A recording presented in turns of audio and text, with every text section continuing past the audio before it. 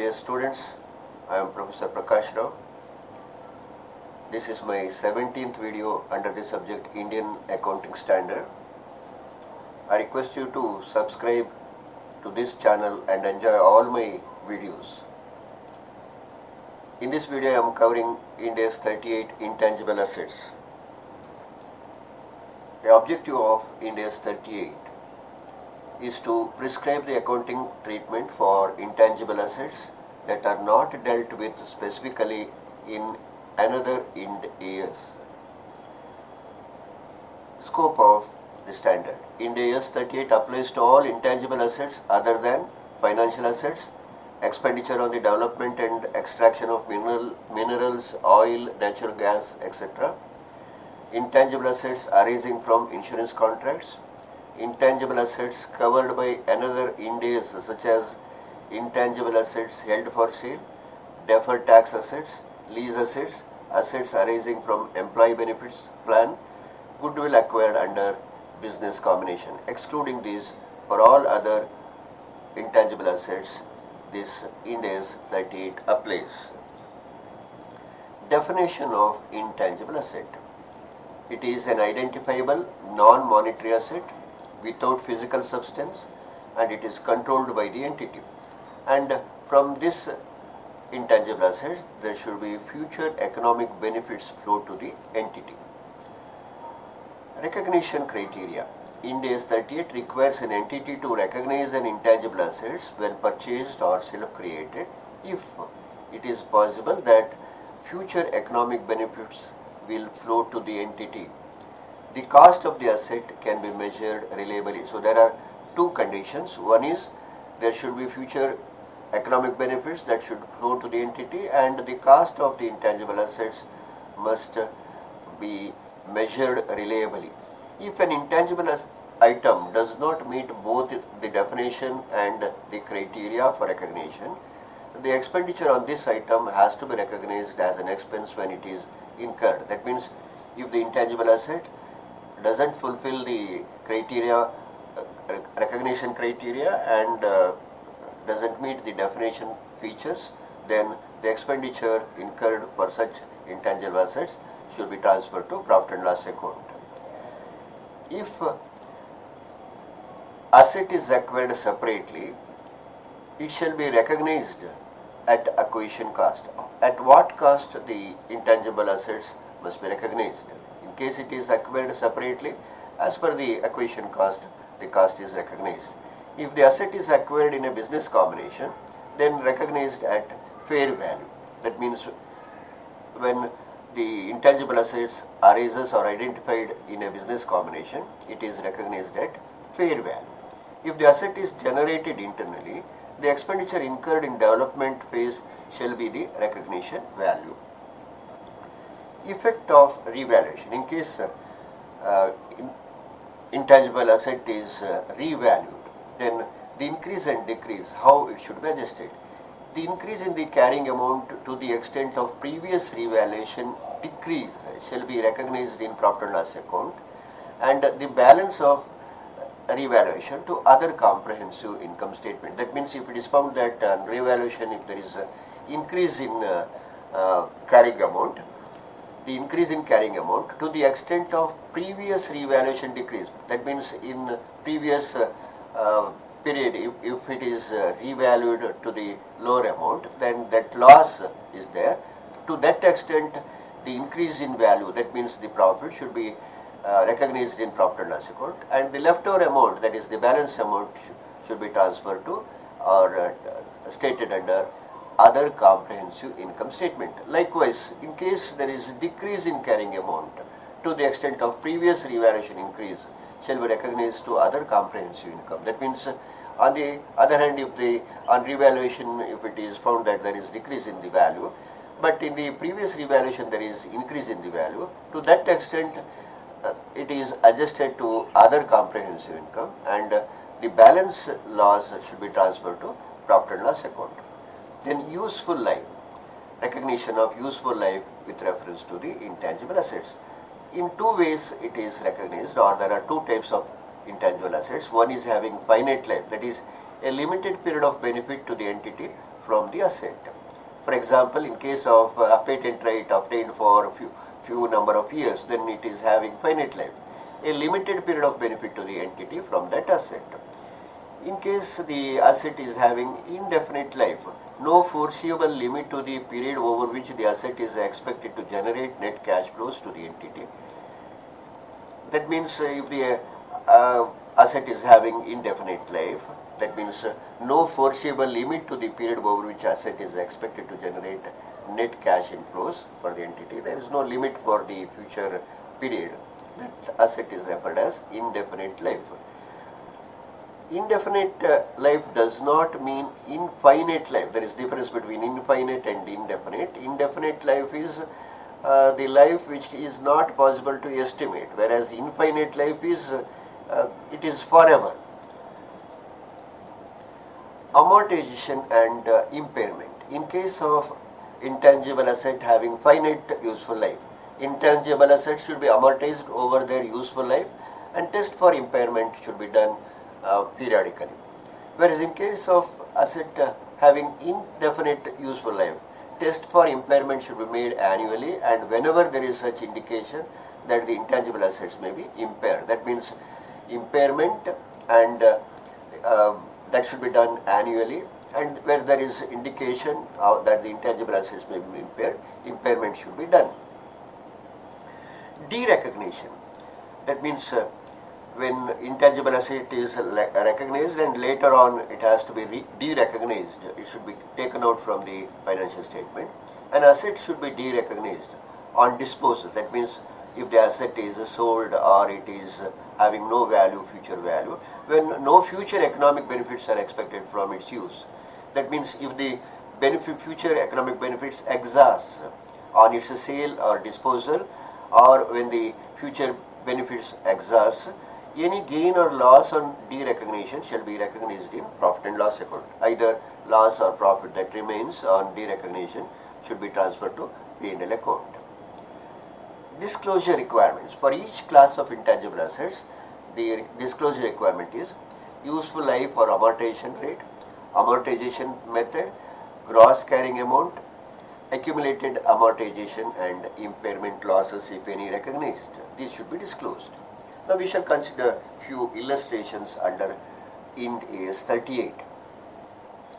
Mercury Limited is preparing its accounts for the year 31st March 2020 and is unsure about how to treat the following items. There are 3 items given here. The company completed a grand marketing and development campaign costing rupees 4.8 lakh.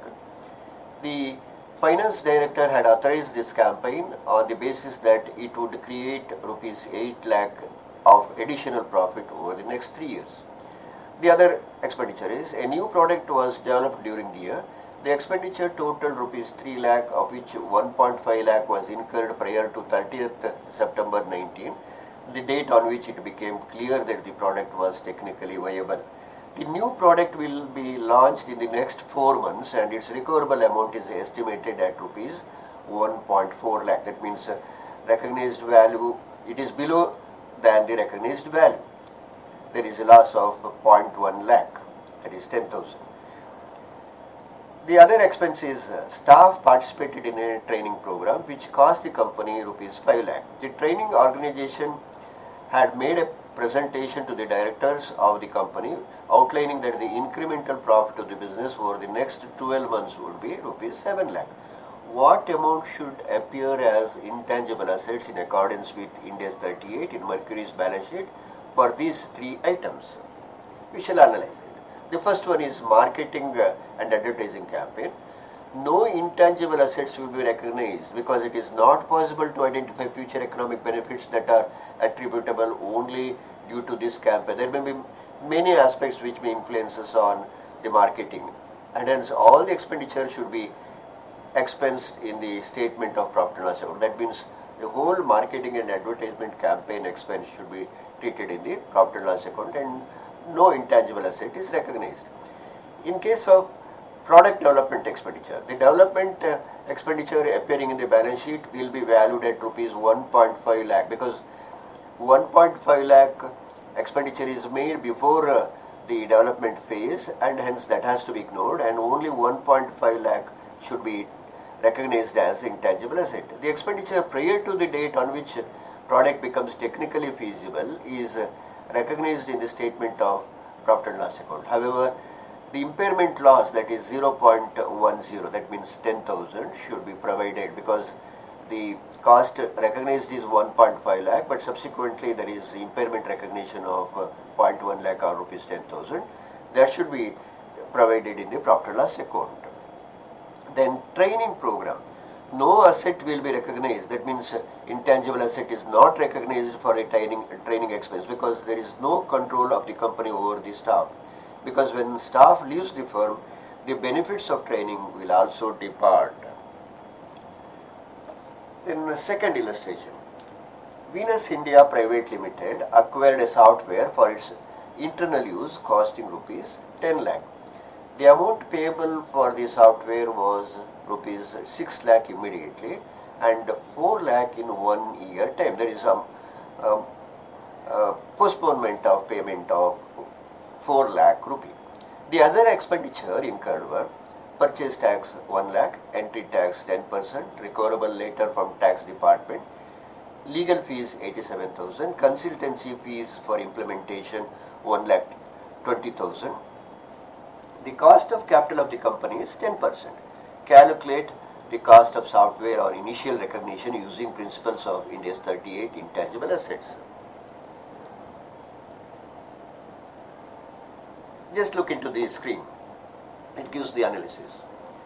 Cash paid initially is 6 lakh. Deferred consideration, that is, there is payment of 4 lakh after 1 year. So the cost of the company capital is 10%. That's why 4 lakh divided by 1.1. That means the current value, present value of the future payment 4 lakh is 3,63,636. Purchase tax is added 1 lakh. Entry tax, it is refundable and hence the entry tax is not considered. Legal fees 87,000. Consultancy fees for implementation 1,20,000. That means the total cost of product development that has to be capitalized as intangible asset is 12,70,636. Hope you have understood this illustration. Let me consider another illustration. X Limited, engaged in a business of manufacturing fertilizers, entered into a technical collaboration agreement with a foreign company, Y Limited. As a result, Y Limited would provide the technical know-how enabling X Limited to manufacture fertilizer in a more efficient way. It is expected that the collaboration will benefit X Limited. X Limited paid 10 crore for the use of know-how for a period of 5 years. X Limited estimates the production of fertilizer as follows, as given in the table, you can see it. In the first year, the estimation is 50,000 tons, second year 70,000, third year 1 lakh, 4 lakh, 1,20,000, fifth year 1,10,000. This is earlier estimate. At the end of the first year, it achieved its targeted production, that means 50,000 production is achieved. At the end of second year, only 65,000 metric tons of fertilizer was being manufactured. That is, it is lower than the previous estimate. Now, X Limited considered to revise the estimates for the next 3 years. The revised figures are 85,000, 1,05,000 and 1,15,000 metric tons for third, fourth and fifth year respectively. How will X Limited amortize the technical know-how fee as per Ind AS 38? This solution gives the analysis. Based on the above data, it may be suitable for X Limited to use unit of production method for amortization of technical know-how. Based on the unit of production, the intangible asset, that is technical know-how fee, can be amortized. The total estimated unit to be produced initially is 4,50,000. You can see in the table 4,50,000. It comes to 4,50,000 first year, to 50 fifth year. It comes to 4,50,000. 4,50,000 The technical know-how will be amortized on the basis of the ratio of yearly production to total production. The first year charge should be, it is 50,000 in the first year production. Total production estimated is 4,50,000, and hence 50,000 divided by 4,50,000 into 10 crore gives 1 crore 11 lakh 11,111 rupees. That should be the amortization value for the first year. However, in the second year, as per the revised estimate, the total number of units to be produced will become 4,20,000. First year 50,000 target achieved, second year there is reduced production of 65,000, and then for the next 3 years revised estimation is made 85,000, 1,05,000 and 1,15,000. It gives the total of 4,20,000 as the total revised estimated production. And on that basis, second year's amortization will be done. Second year production is 65,000. 65,000 divided by 4,20,000 into 10 crore will be the value for the second year, amortization value for the second year. The difference in the amortization for the first year due to revision in estimates would also be provided in the second year, because the actual amortization provided for the first year is 1 crore 11 lakh 11,111. The amortization that would have provided on revised estimate is 50,000 divided by revised total figure of production into 10 crore. It gives 1 crore 19 lakh 4,762. So the difference 1 crore 19 lakh 4,762 minus the earlier provision, that is amortization 1 crore 11 lakh 11,111 gives 7,93,651 as the difference amount. So this difference should be provided for the second year also.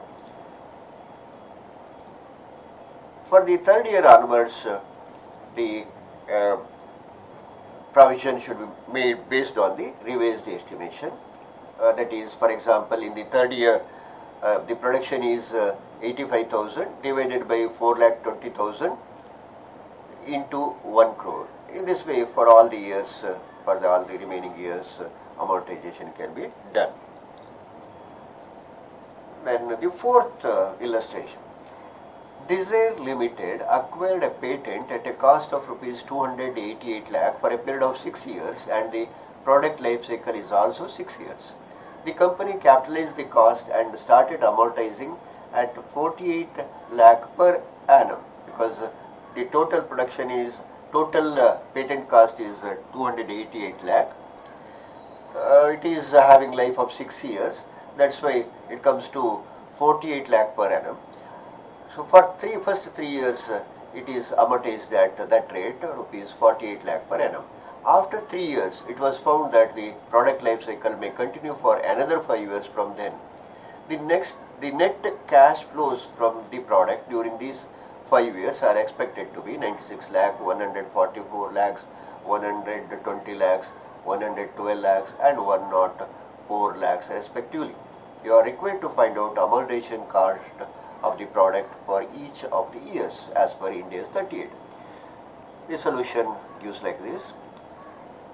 Desire Limited amortized 48 lakh per annum for first 3 years. That means 48 lakh into 3, 1 crore 44 lakh for the first 3 years is amortized. The remaining carrying amount for the next 5 years would be 1 crore 44 lakh. 50% is already amortized. 1 crore 44 lakh remains. Starting from 4th year onwards, on the basis of the net cash flows, that is future economic benefits, it is given in the problem that the amortization should take place. The amortization may be found in the following table. In the first year, 48 lakh amortization done, second year the same amount, third year also same amount, that gives 1 crore 44 lakh as the total amortization amount for the asset. The balance remained out of 2 crore 88 lakh, 1 crore 44 lakh remains. It is having further period of 5 years as amortization period or the life of the patent. Then The net cash flows are given from fourth year to eighth year. That means for the next 5 years, 96 lakh, 1 crore, 44 lakh, etc. It is given. It comes to 5 crore 76 lakh. On this basis, the amortization for the remaining amount of 1 crore 44 lakh can be done. So the ratio has to be calculated. 96 lakh divided by 576 lakh. That gives the ratio as 0.167. Likewise, for other years also, the ratio can be calculated. And from that ratio, we can calculate the amortization amount.